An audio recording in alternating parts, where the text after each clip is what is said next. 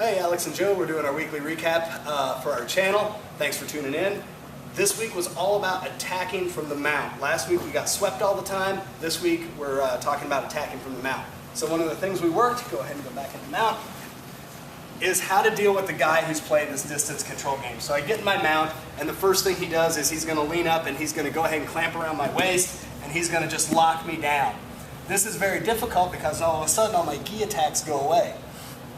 So I need to come up with something to go ahead and break this grip, and I need to do it without relying on a bunch of, trying to crank in here.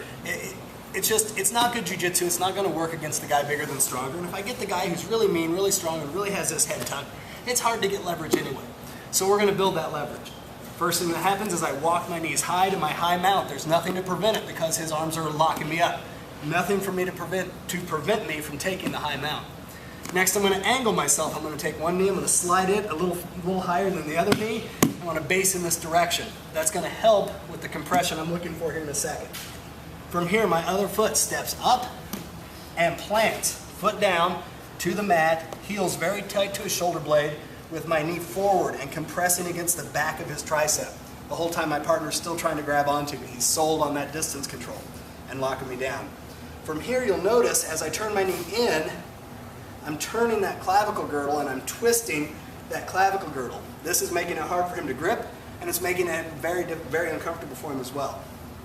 Once I'm here, I've postured up, I'm going to come back and I'm going to do both hands on the bicep. I'm not pushing. We talk about this all the time in our recap. We talk about it all the time in class. I'm not taking a bent arm and pushing. I'm extending myself back, getting straight arms, and now I'm going to take all of my weight, and I'm going to drop all of my weight into that elbow. And I'm going to drive it to the ground. This hand comes back, and immediately I'm looking to trap his back arm in, and I'm looking to hold this bicep down. From here, I'm going to put all my weight on this foot. This knee is going to slide over, and I'm going to trap this arm to the mat. You'll see I'm still maintaining this knee twist forward. His humerus is pointing straight down, and he's got this twist in this whole girdle. From here, I can go ahead and look to finally execute my attack.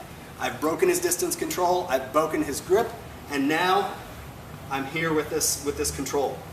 First thing that I'm going to do is I need to posture to give myself some room, and this hand's going to slide back. Notice this isn't a big motion. This hand maintains control all the way down the forearm until I get to the wrist.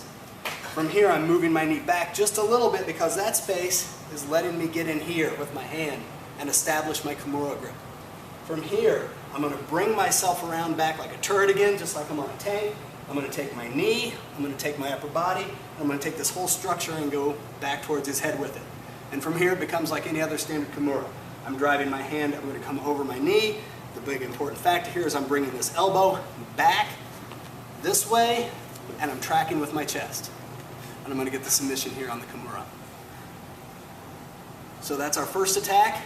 From here, if I can't get this space, another abbreviated option, I'm giving up some isolation and some control, but if I just can't get this space, another option is trap over the elbow here, keep this hand trapped on the wrist, and now I'm going to use that same turret motion, and I'm going to drive this knee and my upper body forward, and I'm going to get my submission here by just the isolation I have on my humerus, with my knee, with my base, and with my upper body.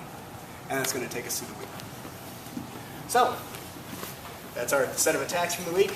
Alex and Jill, we'll see you next week.